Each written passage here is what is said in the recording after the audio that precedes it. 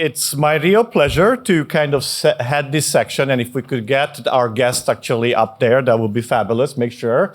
Refik, hello Refik, you are on the screen and we can all see you.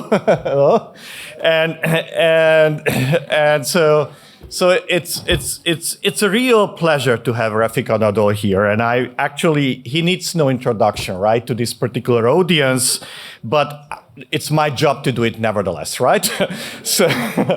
I mean, I'm going to make it short in a way that probably Refik has done the most of all artists to kind of put data in the space of art, right? And to really bring awareness of data art and to also engage with the major museums and galleries to accept data art as kind of being part of artistic practice. He did through by packing data into AI, right? So that was kind of his Trojan horse, but it was certainly very, very successful. And let me start with a personal anecdote. In 2022, I was at the Venice Biennale with a group of artists that were convinced by Hans-Ulrich Obrist. And up to that moment, and this was 4 years ago, right? Or 3 years ago, I always thought that Instagram is only a filter for photographs. And it was there at the Biennale that I started all the fellow artists actually kind of seeing that they're all using Instagram to communicate with each other and check things out. So at one of the breaks, I went down to a bench next to the seaside, next to the canal, and I said, let me open up my Instagram and see what is there, right? And I realized there are messages there. And the only message I had was actually from Refik. And that came about a year earlier. And it was a very short one. He said, "You are hero. Hope to meet you IRL soon." Which means, next thing I Googled, what does it mean IRL? And it means in real life, right? And, you know, we're now 3 years later and we still haven't met in real life. This is the closest we get to it. And that is because if you have two randomly moving particulars on the Earth trying to meet them in the same location, that is a real challenge, right? So, but Refik, of course, was on the top of our list as speakers to our event. And we're going to talk about why he couldn't be here in person, only in spirit and virtually. But I'm going to actually just start with my first question, and then we're going to go back and forth with him on that, right? And we are at the Data and Art Conference. So, and of course, you know, we all know Refik's work on data and art and AI, but of course, much of his work is really placed in the context of AI and how AI enters the museum, but we know it's very, very data-driven. So I would love to know when and how did data enter actually your art practice, and how you view that interplay between AI and art. I mean, the AI and data. Thank you so much. By the way, truly you're a hero, and I'm honored to be here virtually. And everyone in this room and in this call, I'm seeing Maurice Stefaner and many people that I respect and love so much their work. So just want to start with appreciation to everyone here who has been pushing these boundaries. You are my heroes and inspirations. Just want to start by recognizing how incredible work has been done. So I believe the future of what we all doing together is hopefully in 100 years will be remembered as a way of like thinking beyond the realities of how the art and design and the science could be explored. So first of all, just start with my appreciation to all of you. And thank you for inviting me. I'm so honored to be here with you. And I think the reason I couldn't be with you today is truly for something very good news that as you maybe some of you know, as an artist, I've been practicing to truly give back value to the people, to the things, to the institutions that unfortunately not supported well. In this case, UNICEF. So we are joining our forces with pretty much well-known football player Leo Messi. So we are literally creating an artwork together with his own data, ethically collected from his biometrics and biosensing data. And we are transforming into an art form, which revealing in 4 weeks in New York, in Christie's. And the idea behind the work is raise funding for UNICEF, which is, as we can guess, the future of humanity, as the children that we learned that there's a lack of support to the worlds that no technologies and no AI and all the things that we have been creating are not accessible. So there's a very good reason behind that I'm not with you, but I promise in 4 weeks, I hope that you will be able to see why maybe this physical connection didn't happen, but hopefully will turn into a value. To your question, may I share my screen maybe to share some visual notes? Fantastic. So to your question, I would love to start with one of the most inspiring projects for our studio that I hope that in art world they say moving the needle in a medium. So deeply grateful for this project that you are seeing just happen a year ago, finished at the MoMA. In 2012, it was 2011 actually, with my partner and wife Efsun, when we first time traveled to the United States. One of the first museums, one of the first places I saw was this incredible building. And what was in this building was something truly inspired me, from like all the heroes of the art world, from Monet to like Kandinsky to Rothko to all this incredible body of work have been explored. But MoMA is a very unique institution, and now I understand why they are really the pioneers of their own field. Thanks to our heroes, Paolo Antonelli, Michel Coe, of course, the curators, and of course, Glenn Laurie, of the director of the museum. Everyone truly and honestly was a part of the project.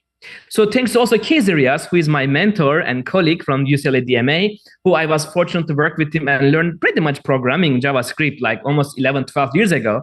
He was also the person that truly guided the MoMA through this new world of imagination with the age of machine intelligence. The project transformed 138,000 artworks of MoMA, which are, by the way, in 7 years ago, actually 8 years ago, this artwork, the data of the artwork was online and on GitHub. And the question was, how can we truly transform the idea of a thinking brush in a way that doesn't require like this autonomous only thinking through the machine learning algorithms, but truly can feel, to hear, to see what is going around it. And I want to come back to this couple of collaborations across the years. So Jensen Huang, one of our collector also and supporter, truly understood the value of the work, and he donated 2 supercomputers. They are called DGX stations. By the way, these machines are required to like run on a very, very unique GPU cards called now 200s and now Blackwells and so forth. But back in time, before even the world has an access to these cards, we were experimenting on these GPU cards with the idea of the artwork as a real-time sound data, which can hear the pretty much the sound data of the space, have a camera that can see the space, and also we get the weather data in real time. And this was for me a very important moment in our career, in our journey. But for MoMA, this project received, first of all, it was open for only 3 months, extended 4 times, and then we received 3 million people, which based on the data sets, they say is the largest audience in the MoMA history. But what was really interesting is with a 38 minutes average experience. And I want to give this a very clear experience, because sometimes people think that there is no human agency. But actually, the image on the left side is what the neural network was able to create. And the video on the right side was a real-time, ever-changing, based on the live parameters.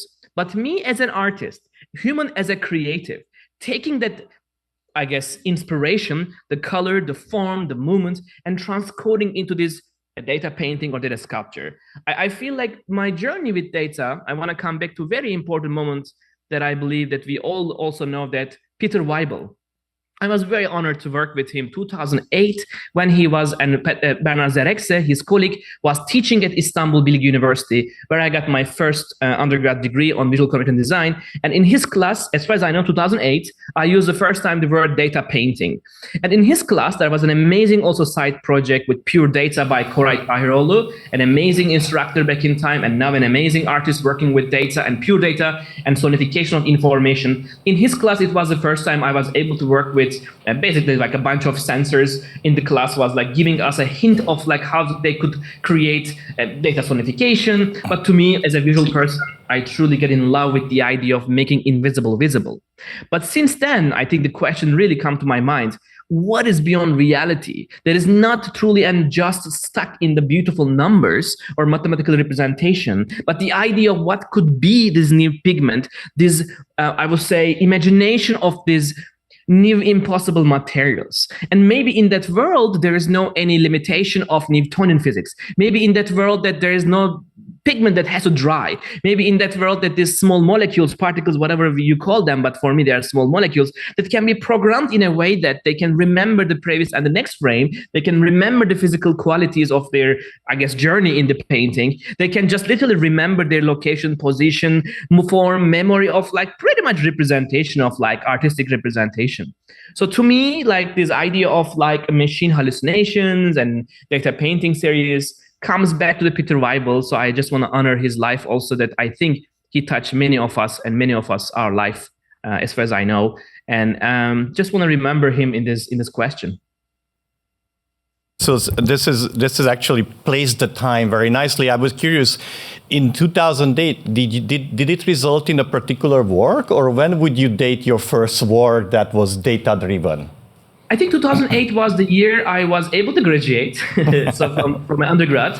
And it's the first time I was using the software VVVV. So maybe I can just quickly share my, so there's a great add-on. So this is the project 2008 when I was able to transform the building of, this is our basically under a museum in Istanbul called Central Istanbul. And 2008 was the first time I used the software VVVV, which I'm still using, by the way, 17 years. It's a visual programming language, allows me and like many creators to transform any information that can quantify into a moving computer graphics, can be sonification, can be brain signals, heartbeat, weather data, and so forth. So it's an incredible software and a community of people that I think that allowed me to start. And of course, right after that, the Sana's building in SM Verden, and of course, many pieces in the Ars Electronica in Linz as well. So there was like a back-to-back, the idea of this data series on the building, transforming sometimes the raw data of the building, sometimes like the architectural data of the building, sometimes, you know, polygons and surfaces, and just start really very basic, and I will say in the first 2 years.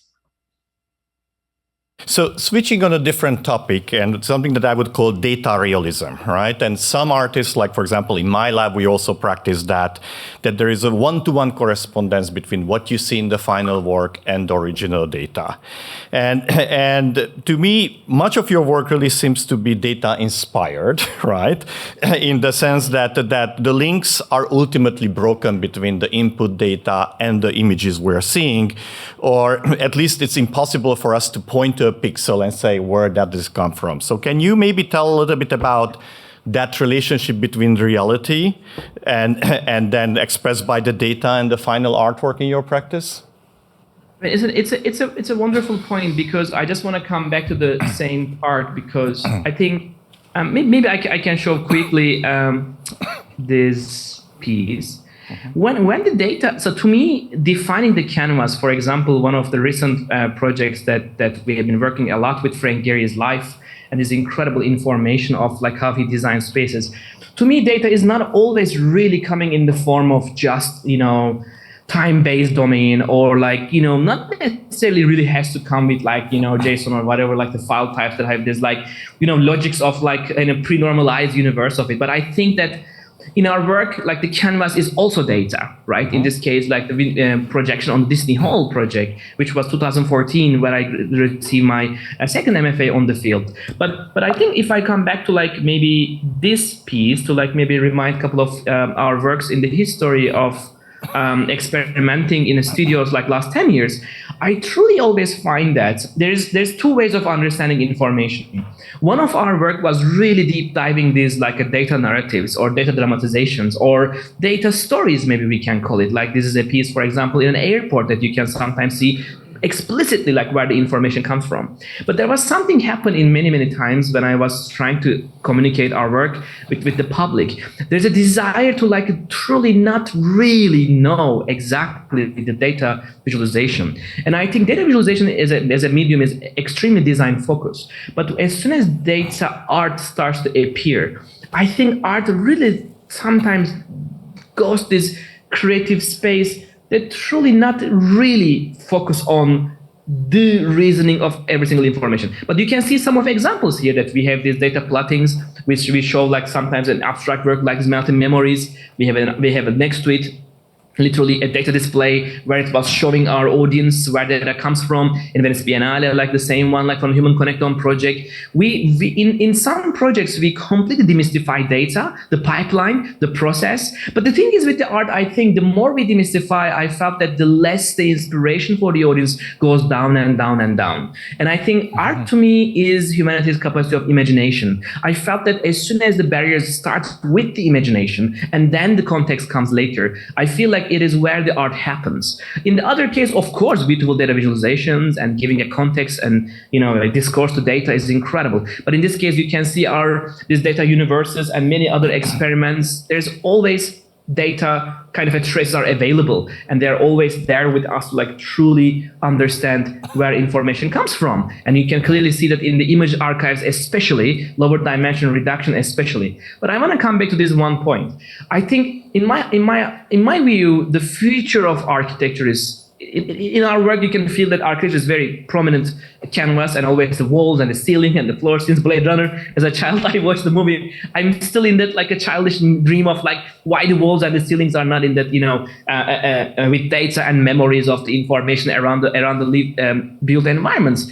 I feel like that idea never went away in the practice. And the reason also our work are not necessarily small scale is really transforming the architecture. The sublime scale comes from the space, or the limitation of the city of like Miami, you can see here, the maximum height from the hurricane, challenges, or Zaha Hadid architects and archive. Like we always try to look at the patterns of what the data comes from and how we can really respect back to the like context of information, who created it, and so forth. So, but at the end of the day, I believe we are entering into the post-digital architecture era where the concrete, steel, and glass can go beyond.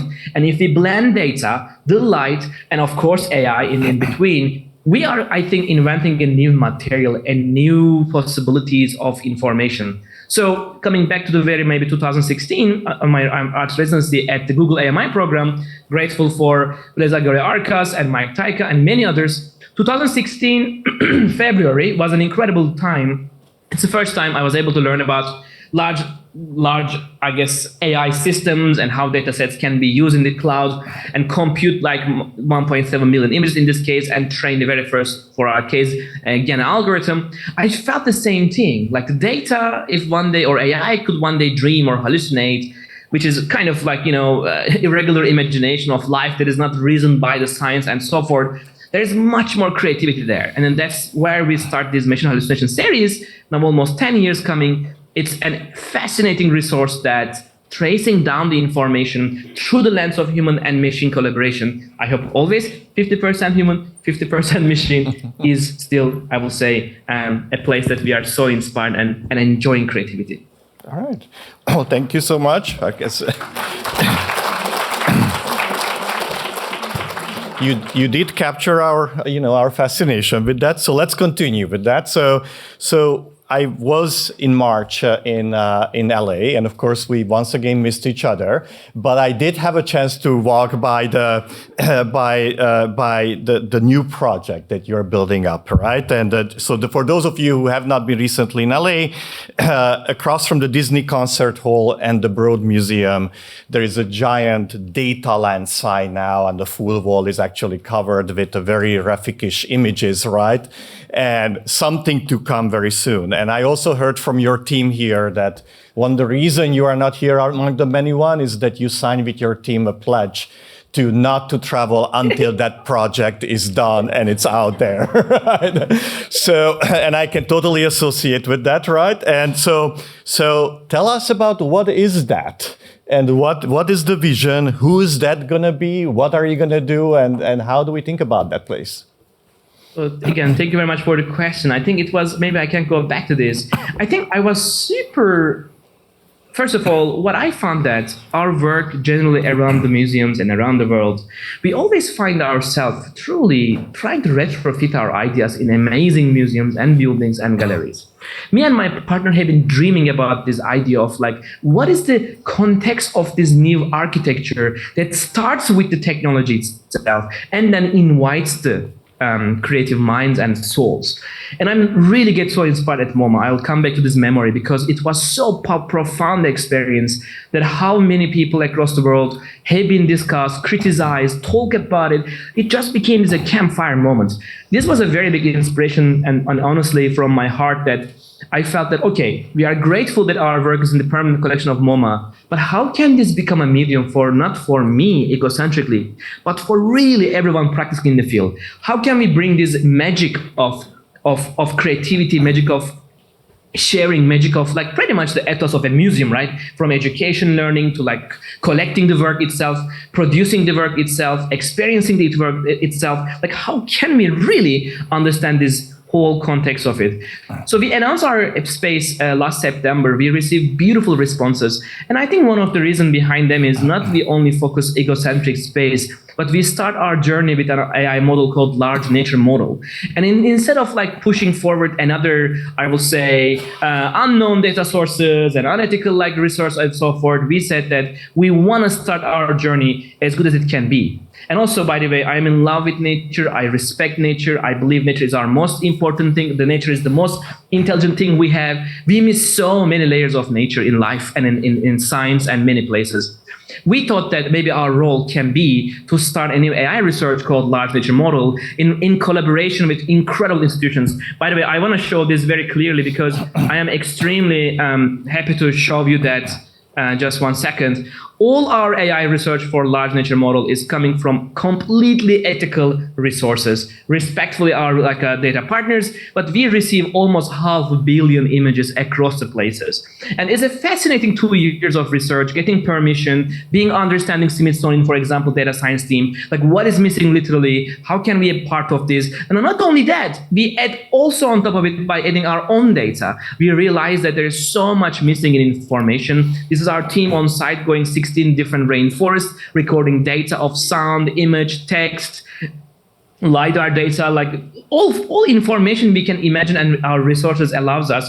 We are trying to create this a new kind of an archive of information that will be open source, will be shared with the communities. And we are around 2 petabytes of data, by the way, and also grateful for our Google friends that are, sponsoring some of this research, allowing us to like travel across these places and create like a backend, by the way. We will be creating all these systems so far, and I'm happy to share you more at DataLand. So that's our truth. And also on top of that, we found that basically like where is this best location we can just generate this world. So I'm so grateful. Another Frank Gehry connection in life. He has an amazing space in downtown Los Angeles next to the Walt Disney Concert Hall, next to MoCA, next to Broad Art Museum, and also Music Center. We wanted to become a part of the cultural corridor of Los Angeles. We didn't want like another warehouse with like bunch of projectors doing something. In fact, we want to move the society's response to data. We want to be the clear communicator of this new medium. We want to be, I hope, a good example of artist residencies with the generous resources of like technology, programming, cloud computing, because we know this very well. The AI models commercially available are the breakthroughs, and they will never create a breakthrough unless the artist, the creator, have a chance to create their own models. I saw this by my hands for the last 10 years. We only collect our own data. We only train our own models. And this is a very luxury moment. How can we bring back to the communities? How can we share it back? And lastly, for DataLand, our dream is to convince a whole new medium. Can you hear me? Yeah, and the other part of our project at DataLand is also talk about the new medium. I do believe that what AI does at the moment is not only bringing like an image, sound, text, whatever to our life, but I think that this is a whole perception shift for humanity's journey. And it's the first time we have a technology that's profoundly changing our perception of reality. And I do want to say that it's not AR, not VR, not XR. I do believe in the new term.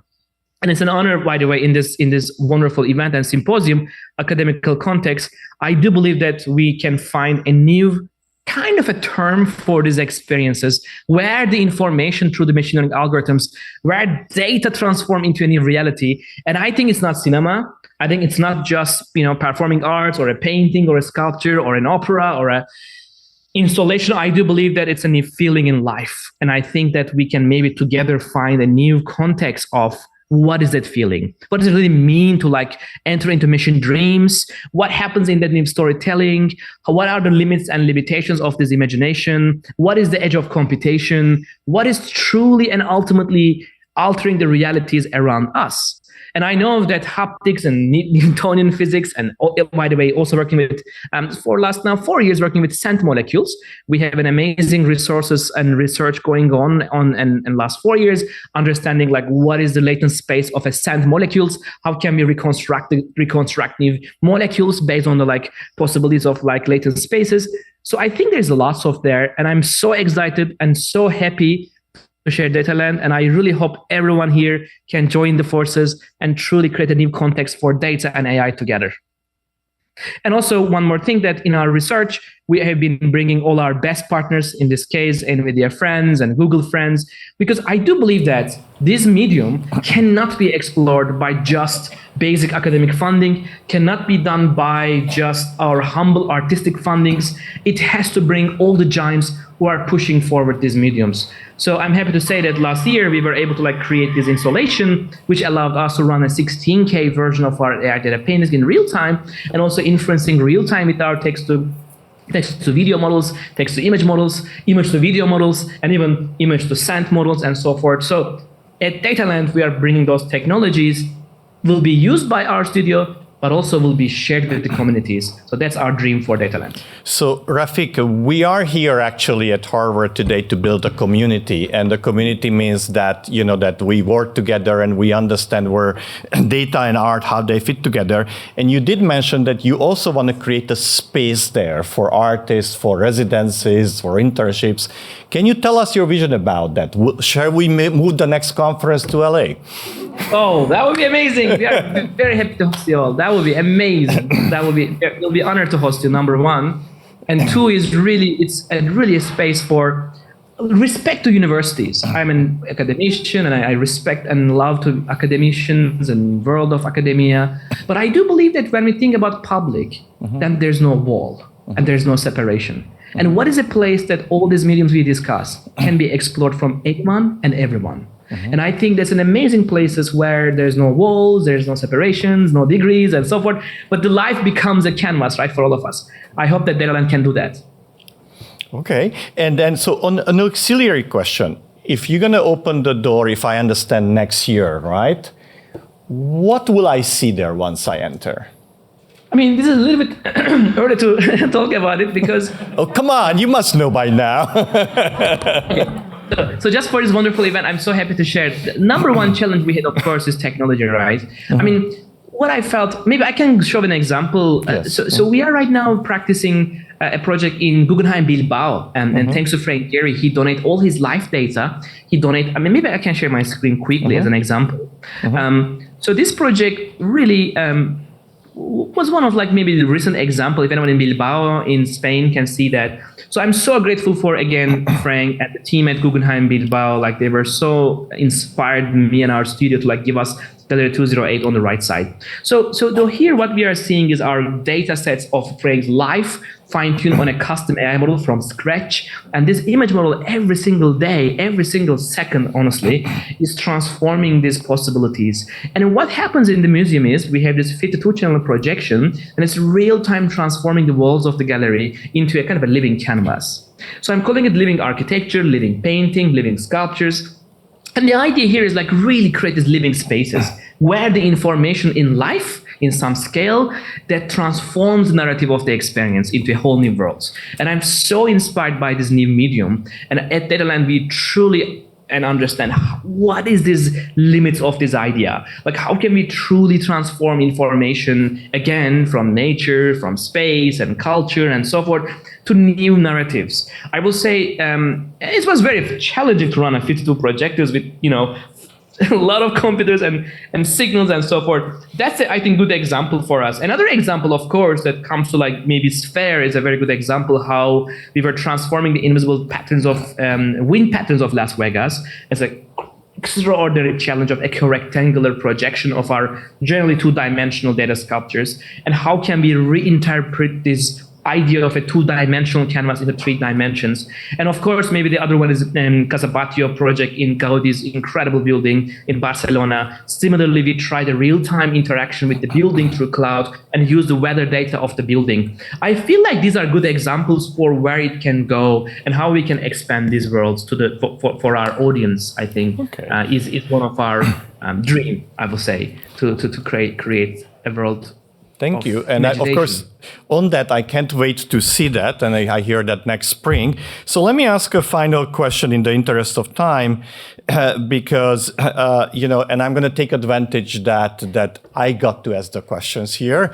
And obviously, I'm a network scientist, and no data is independent of other data. There are deep dependencies of data, right? The way the way a network scientist sees the world is through dependencies and networks. And they have emerged in your work as well. The most prominent being your connectome project, probably when you kind of process the connectome data from the brain.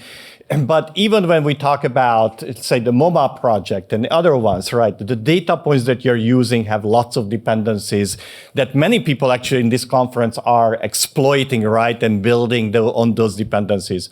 So how can you force the AI to see dependencies, to see networks, or how do you think about that aspect? Amazing question, and I want to give 2 examples if it's possible. I will kindly go back to the for us the little bit beginning of our journey with data, AI data sculptures and paintings. 2016, in my residency in February, what really inspired me the most is like, what is the AI's role that is very different, than all these like other possibilities of data plotting techniques. To me, of course, poetics of data was always very inspired since like Peter Weibel's wonderful guidance. But I really felt that when transforming the data into 3 dimensions in 2011 for the Istanbul's Biennale, I just felt that there is more 3-dimensional context to data itself. But coming back to the like residency, inspired by the Borges, there was this moment of like imagine library of Babel, and of course maybe one day we all invent this library open to everyone, every information in the world is one place. But I think the idea of like really create this 3-dimensional representation of information. And in that research, there was an amazing moment in the lab that I remember. On the left side, what you see, Wasif Kortun, our curator, an incredible person, gave us this data on the left side, 1.7 million documents of SALT Archives, Cultural Archive. And it took them 9 years of 6 researchers to sort this.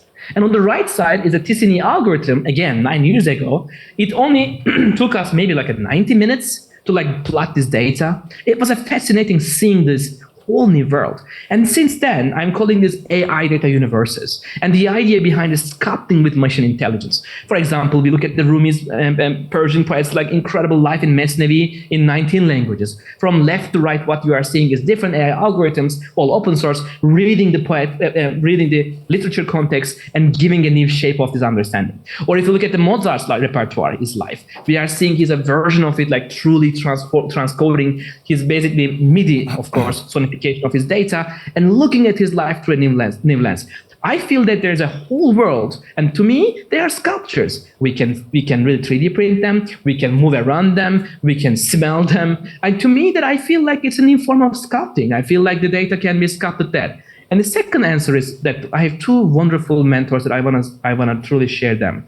To me, data is not just numbers, as I mentioned, and especially working with nature, and especially working with data sets. There's always this idea of like through these glass windows, and we really don't really understand what data means. And I believe that for nature, that truly and honestly what data means are the people who are living in the forest for more than 1,000 years in harmony with the nature.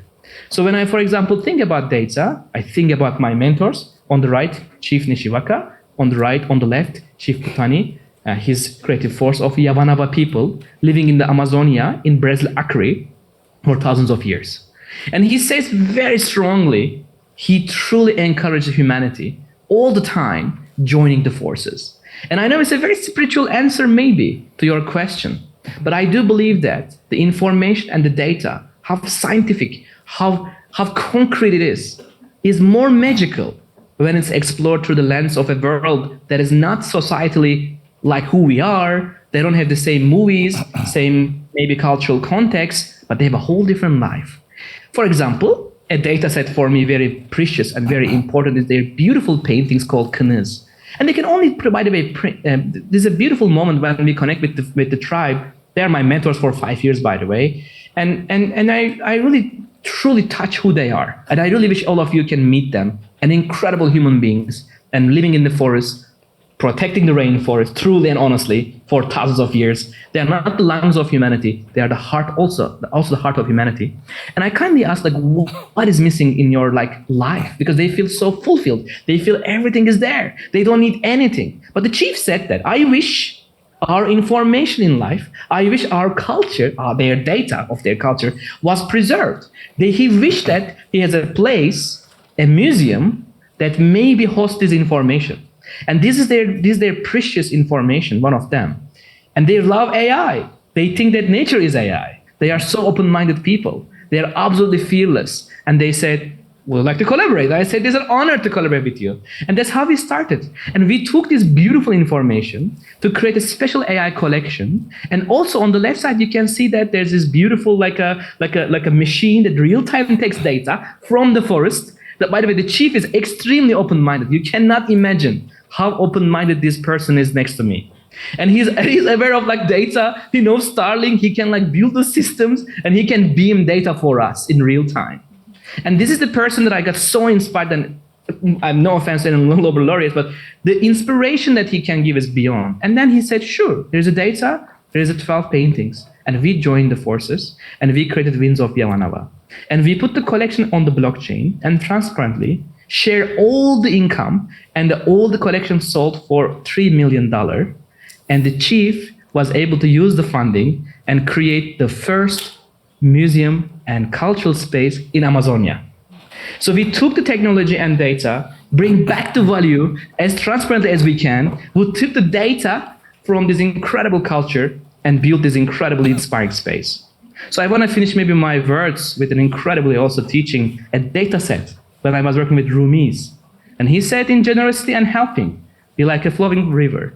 In compassion and mercy, be like the sun. In covering the faults of others, be like the night. In anger and fury, be like a dead person.